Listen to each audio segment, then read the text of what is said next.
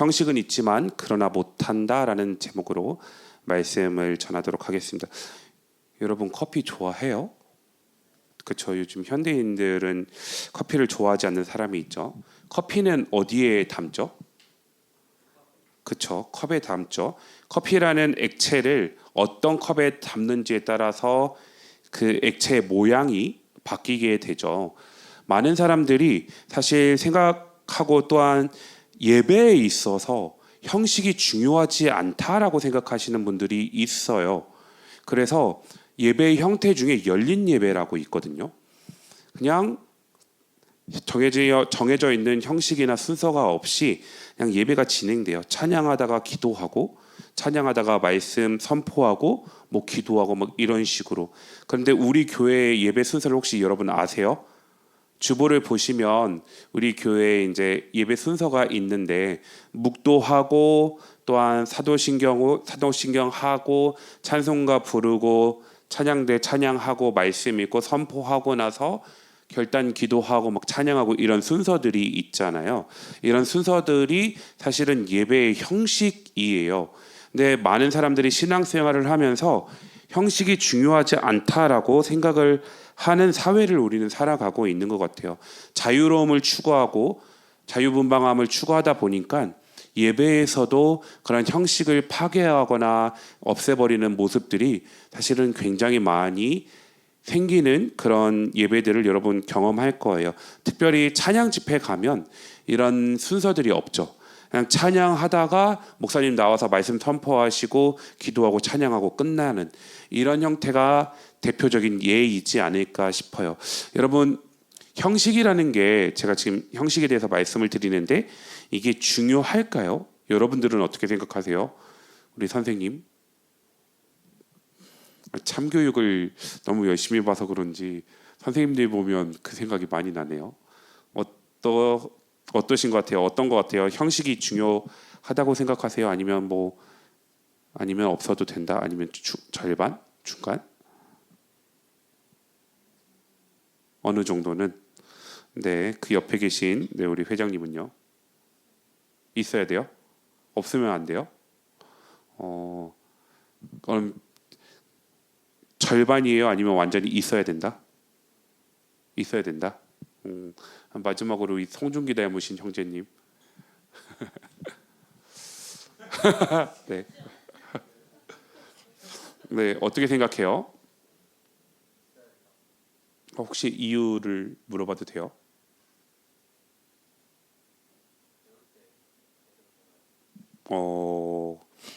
그럴 수 있죠. 여러분 예를 들어서 형식의 대표적인 게 예배의 순서에 대해서 잠깐 말씀을 드렸는데 이것은 사실 굉장히 중요한 요소입니다. 왜냐하면 여러분 물로 맨 처음에 말씀을 드렸지만 물이라는 내용을 담기 위해서는 반드시 형식이 필요합니다. 그런데 이 형식이 무시되면 물을 사실 어떤 그 안에 있는 내용들을 담아낼 수가 없어요. 물론 형식주의로만 가면 문제이죠. 그리고 무형식주의도 사실 문제이지만 형식은 굉장히 필요해요. 그런 형식을 사실은 필요하기 때문에 사람들이 어떻게 보면 이 예전이라고 얘기를 하거든요. 이쪽에 정말 심혈을 기울여요. 그래서 순서 하나하나 이것들을 정말 소중하게 여기고 그것들을 잘 지켜하려고 하다가 결국은 형식은 정말 철두철미하게 지키는데 그 안에 내용이 또 텅 비어버리는 역효과를 내는 모습들도 사실은 많이 있어요. 왜 초반부터 이것을 말씀드리냐면 형식이 중요하지만 내용도 중요해요. 반대로 내용도 중요하지만 형식도 중요해요. 둘 다 중요해요. 내용을 담기 위해서는 형식이 필요하고 또한 형식을 통해서 내용을 또 담아내기도 하죠. 그런데 한쪽으로 치우치게 되면 특별히 형식에 너무 빠져버리게 되면 본질을 잃어버린다라는 것을 말씀을 드리는 거예요. 이것이 사실 오늘 본문에서도 자세하게 나타납니다. 여러분 계속 지난달부터 우상 숭배에 관련된 부분들을 말씀드리는데 오늘 말씀을 준비하면서 사실 너무 힘들었어요. 왜냐하면 우상 숭배 관련된 얘기를 이미 다 했어. 근데 하나바이블에서 다시 한번 우상 숭배에 대해서 말씀을 하면서 또 다른 측면의 의미들이 어떤 것이 있을까 좀 고민을 하게 되었습니다. 우리는 사람은 저마다 자기가 의지하는 것을 닮아갑니다. 의지하는 것, 그렇죠? 돈을 가장 의지하면 돈의 논리를 닮아갑니다. 인정을 의지하게 되면 사람의 시선에 묶여서 살아가게 됩니다. 나 인정받아야 되는데 저 사람이 나를 어떻게 대할까? 인정받고자 그 사람에게 사실은 매어버리게 되죠. 성공을 가장 의지하게 되면 실패 앞에서 무너지게 됩니다. 그래서 성경은 우리에게 끊임없이 묻습니다. 어떤 걸 묻냐면 너는 무엇을 의지하고 있느냐라고 끊임없이 묻습니다. 그 본문의 내용이 오늘 우리가 읽은 115편 1절로 9절까지 말씀이에요. 오늘 본문의 말씀은 우상과 하나님을 대조하고 있어요. 우상은 형식은 있지만 아무것도 하지 못하는 존재다라고 이야기를 해요. 반대로 살아계신 하나님을 예배하는 사람은 그 하나님을 닮아간다라고 이야기를 합니다. 우상은 정말 다양하게 정의할 수 있겠지만 이런 측면도 있는 것 같아요. 모양은 있는데 생명은 없는 것, 형식은 있는데 실제는 없는 것, 약속은 하는데 능력은 없는 것. 여러분, 지금 그게 열심히 만들어지고 있어서 12시 40분, 2시 40분쯤에 아마 도착 완료할 것 같아요. 따끈따끈할 때 이제 뭐 치킨과 피자가 올 건데, 그것들을 보면 우리가 이제 배민에서 아니면 뭐 요기요 아니면 이츠클럽에서 그 음식을 주문하기 위해서 이미지를 사실 보고 선택을 하잖아요. 그 우상은 그와 같습니다. 식당 앞에 가면 음식점에 모형들이 있죠. 근데 갈비탕도 있고 돈가스도 있고 냉면도 있고 고기도 있고 다양한 모형들이 있지만 그 모형이 실제인가요? 아니죠. 그 모형은 배고픈 사람을 배부르게 할 수가 없죠. 우상도 마찬가지입니다. 많은 사람들에게 행복을 줄 수 있는 것처럼 얘기하지만 사실은 행복을 줄 수 없어요. 만족을 줄 것처럼 생각하게 만들지만 실제로 만족은 주지 못해요. 안정을 줄 것처럼 이야기하지만 실제로 안정을 주지 못합니다. 그리고 실제로는 우리의 영혼을 살리지 못합니다. 그러면 여러분, 지금 우상에 대해서 말씀을 드리고 있는데 우상은 그러면 뭐라고 정의할 수 있을까요?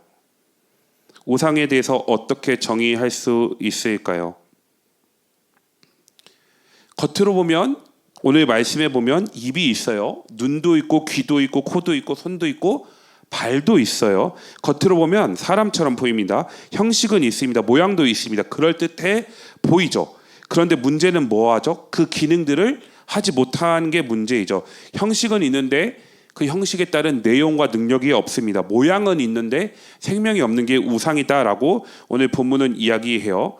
그리고 이 우상에 대해서 여러분 우리끼리 뭐가 필요하냐면 실질적으로 우리 삶 가운데 우상이 무엇인지 정의하는 게 필요하다는 생각이 참 많이 듭니다.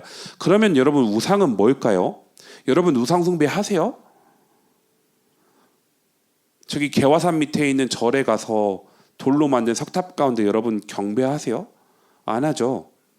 여러분 타로나 아니면 점 보러 다니세요? 안 가죠. 대부분 사람들이 우상을 이렇게 생각하기 때문에 나는 우상 숭배 안 하는데요라고 생각을 많이 하는 것 같아요. 그래서 사실은 이 우상에 대해서 바른 재정의가 필요하다는 생각이 들었어요. 우상은 이렇게 정의할 수 있어요. 하나님은 아닌데 하나님처럼 의지하게 만드는 것. 이해하셨죠? 여러분 다 똑똑하니까. 하나님은 아닌데 하나님처럼 의지하게 만드는 것을 우상이다라고 이야기할 수 있습니다. as like예요. 뭐뭐처럼. 하나님은 아니지만 하나님처럼 의지하게 만드는 것. 그렇게 우상에 대한 정의를 이렇게 한다면 어떠한 모습이 나타나냐면 하나님이 해야 할 일을 우상에게 대신 맡기는 일들이 나타납니다. 예를 들어 볼게요. 여러분 우리 삶 가운데 하나님이 주셔야만 우리가 누릴 수 있는 것들이 있어요. 그게 무엇일까요? 안정이요. 어떠한 가치, 정체성, 미래, 만족, 구원 등이 사실은 하나님께서 하나님의 자녀에게 주셔야만 누릴 수 있는 것들이거든요. 그런데 사람들은 자꾸 하나님께서 우리에게 주셔야 받을 수 있는 것들을 다른 데서 찾는다라는 게 문제입니다. 그리고 사람은 자꾸 하나님께서 우리에게 주셔야 받을 수 있는 것들을 다른 것에 그것들을 찾을 뿐만이 아니라 다른 것들의 그 역할들을 맡겨버립니다. 이게 우상 숭배다라고 생각하시면 좋을 것 같아요. 보세요. 여러분 다 취업의 현장에 사실은 들어갔었고 지금은 어느 정도 이제 다들 일을 하고 있잖아요. 취업하기 전에 한번 생각해 볼래요? 취업을 하면 내가 어떤 예를 들어서 땡땡 회사에 들어가면 그 회사가 나의 가치를 증명해 줄 거야 라는 기대가 있어요. 그런데 취업은 직업이지 구원자가 아니에요. 또 저에게도 필요한 연애를 하면 그 상대방과 사랑을 나누고 내 편이 생긴다라는 그 생각 때문에 내가 행복해질 거야. 그리고 또한 내가 행복하게 해줄 거야 라고 생각을 하지만 연애는 관계이지 사실 또 구원자가 아닙니다. 그리고 또 여러분 돈을 생각해 볼까요? 돈이 많으면 일단 마음이 뿌듯해요. 그리고 행복해요. 그리고 예스24를 갑니다. 가서 평상시에 사고 싶었던 그 책들을 카트에 넣어놓고 내가 얼마 있는지 그걸 보고 이제 이걸 살 수 있겠다 생각하면 왜 웃고 있지? 너무너무 행복해요. 왜냐하면 돈이 주는 만족감과 안정감이 있기 때문에 그렇죠. 내가 돈을 열심히 모아서 1억을 모아서 그것들이 이제 재테크를 해서 불어나고 어느 정도 목표한 이상의 돈을 모으면 뭐 차를 살 수 있겠다, 집을 살 수 있겠다 생각을 하면 정말 행복해지죠. 그런데 돈은 도구이지 방패가 아닙니다. 우리의 구원자가 아닙니다. 이것들 필요합니다. 정말 중요해요. 그런데 이 요소들이 하나님보다 이 요소들을 더 의지하는 순간 그것이 성경은 우상이 된다라고 이야기를 합니다. 그러면서 이러한 우상은 우리에게 말합니다. 야, 너 돈 많으면 너 행복해지고 안전해질 거야. 너 나를 가지면 너 행복해질 거야. 나만 있으면 너 괜찮을 거야. 라고 생각을 하게 되죠. 그런데요, 정말 그런가요? 아니요. 결정적인 순간에 이 우리가 하나님보다 더 의지했던 것들, 즉 하나님께서 우리에게 주셔야 누릴 수 있는 그것들을 하나님만 의지함으로 하나님께서 주시는 것들을 누리기보다 그것들을 다른 것에서 구하고 다른 것들을 더 의지했던 그것들이 우리에게 끊임없이 안정과 행복과 너를 구원해 줄 거야 라고 이야기를 하지만 사실 우리 인생에 있어서 가장 결정적인 순간에는 아무런 역할을 하지 못합니다. 이것이 우상의 특징입니다. 이것을 저는 형식은 있지만 그러나 아무것도 못한다라고 말을 이제 제목을 잡은 거죠. 정말 그래요. 여러분 저 정말 건강했거든요. 그때는 지금보다 20kg가 더 말랐었고요. 10km 47분 뛰었어요. 그리고 정말 건강했는데 이 건강이라는 것이 사실 암이 걸리면서 무너졌을 때 이 건강이라는 것이 나의 인생 가운데 아무 역할을 못 하던데요. 제가 뭐 돈이 많았었던 적은 없었던 것 같아서 돈 때문에 무너졌던 상황은 사실 없었던 것 같습니다. 그런데 여러분 비슷할 거예요. 여러분들이 아직 겪지는 않았을지 모르겠지만 하나님보다 더 의지하는 것들이 우리 삶을 살아가면서 어떤 나의 인생 가운데 변곡점이 생기거나 어떤 무너지는 상황이 생긴다고 할 때 그것들이 사실은 큰 역할을 하지 못합니다. 이것이 왜 중요하냐면요. 하나님보다 더 의지하는 것들을 사람은 반드시 닮아가게 되어 있어요. 여러분 8절 말씀을 한번 읽어볼까요? 함께 읽어보겠습니다. 시작. 우상을 만드는 자들과 그것을 의지하는 자들이 다 그와 같으리로다. 우상이 단순히 그냥 문제로 끝나지 않아요. 우상을 의지하는 사람은 반드시 그 우상처럼 되어 간다라고 얘기를 해요. 여러분 우상은 보지 못해요. 듣지 못해요. 말도 못해요.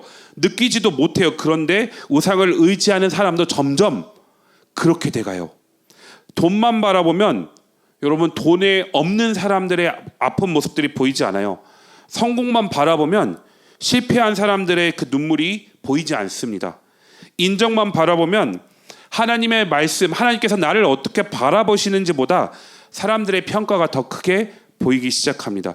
결국 이것들이 쌓이다 보면 어떤 증상들이 나타나냐면 마음이 무너져요. 마음이 무너지는 것도 큰데 더 큰 문제가 생겨요. 영혼이 굳어집니다. 그 결과 어떤 일들이 나타나는지 아세요? 하나님께 반응하지 못합니다.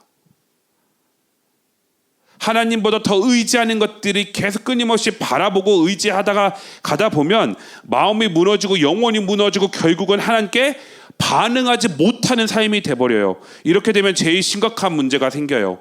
그게 뭔지 아세요? 말씀을 들어도요, 말씀이 안 들려요. 하나님의 말씀을 듣는데 깨달음도 없고 회개도 없고 무감각해집니다.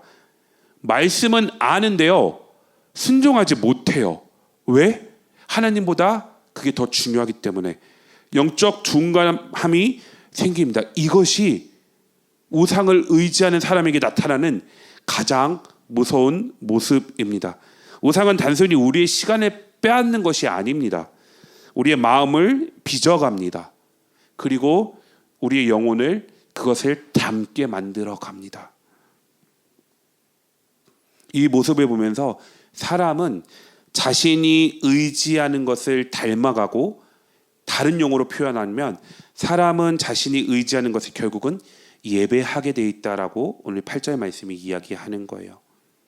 그런데 오늘 본문의 말씀 가운데 3절 말씀은 뭐라고 얘기하는지 한번 볼까요? 함께 읽어볼까요? 함께 읽겠습니다. 시작.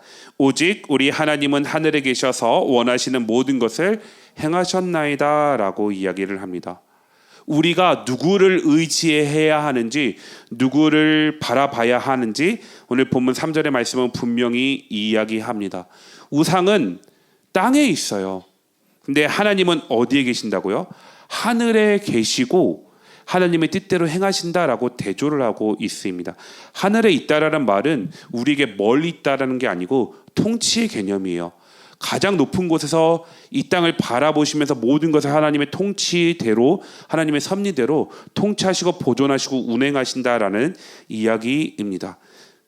우상은 입이 있어도 말하지 못하지만 하나님은 말씀하십니다.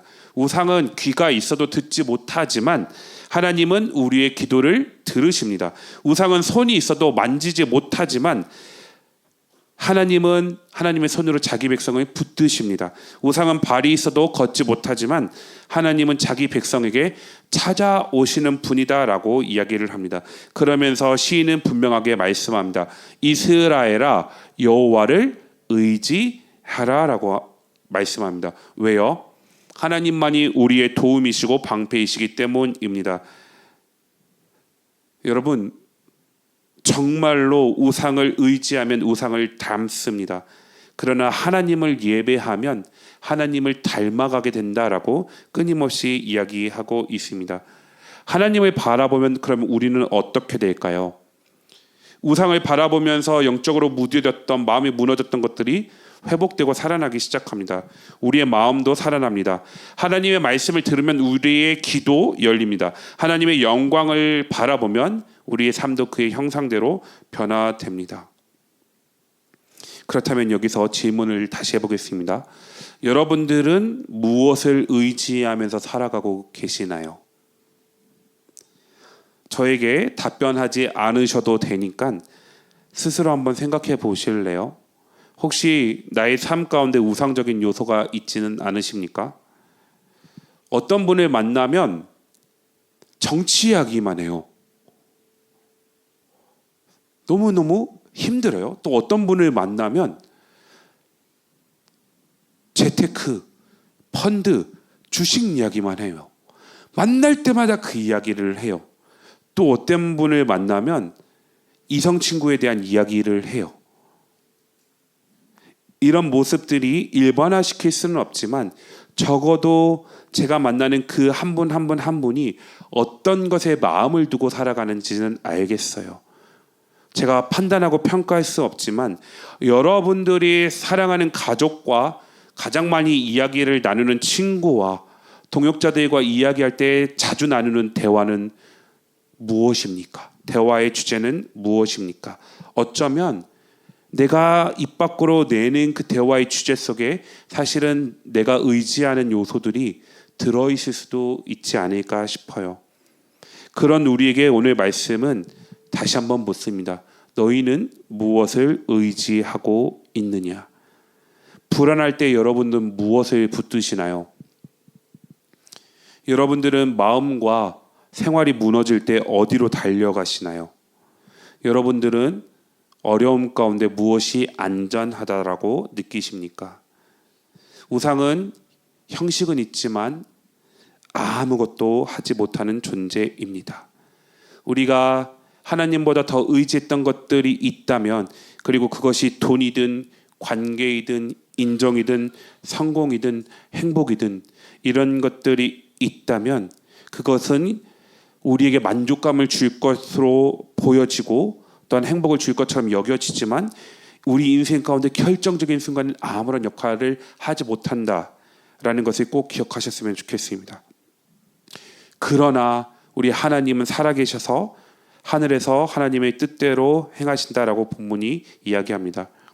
그러므로 여러분, 정말 간절히 여러분들에게 부탁하는 바는, 여러분, 우상이 아니라 하나님보다 더 의지하는 그 어떤 것이 아니라 하나님만을 의지하셨으면 좋겠습니다. 형식이 있지만 생명 없는 것을 붙들지 않고 살아계신 하나님만을 예배할 수 있는 우리 청년들이 되었으면 좋겠습니다. 우리는 예배하는 대상을 닮아갑니다. 우상을 예배하면 결국 우상처럼 무감각해지고 무너집니다. 반대로 하나님을 예배하면 하나님의 형상대로 변화됩니다. 그러므로 여러분, 오늘도 이렇게 고백했으면 좋겠습니다.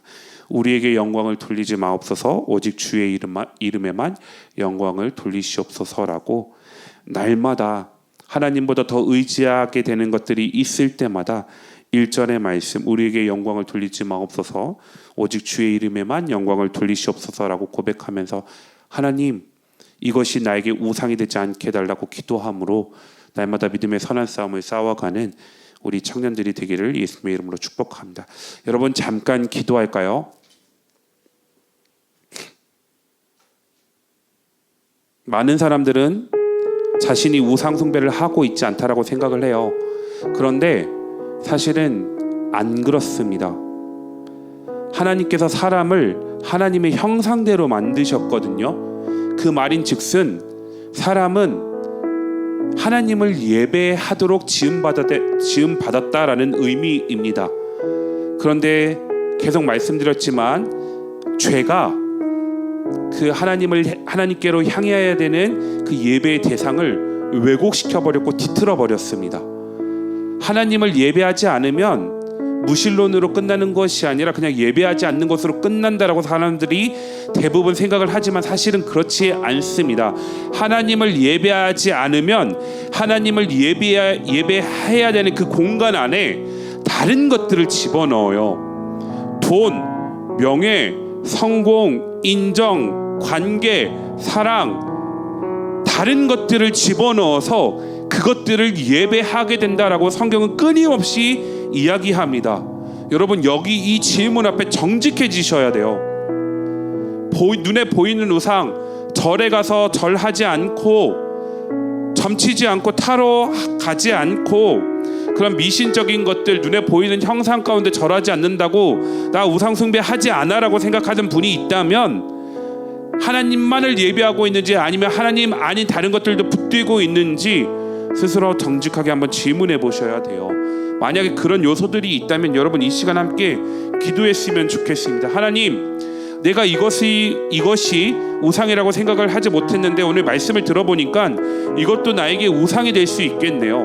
하나님, 그 부분이 깨닫지 못하고 인지하지 못했던 부분들이 있었습니다라고 고백하면서 하나님보다 더 의지하는 것이 내 삶 가운데 있지 않았으면 좋겠습니다. 사랑하는 나의 이성 친구가, 사랑하는 나의 가족이, 내가 열심히 벌 돈이 그리고 또한 내가 열심히 다니고 있는 나의 직장이, 나의 사랑하는 소중한 친구들이 하나님보다 더 사랑하는 존재가 되지 않도록 주님 우리의 마음과 생각을 지켜주셔서 날마다 하나님만을 의지하며 하나님만을 예배하며 살아갈 수 있는 우리가 되게 해달라고 이 시간 통성으로 기도하고 제가 기도하고 축도로 예배를 마치도록 하겠습니다. 함께 기도하겠습니다. 사랑의 하나님 아버지,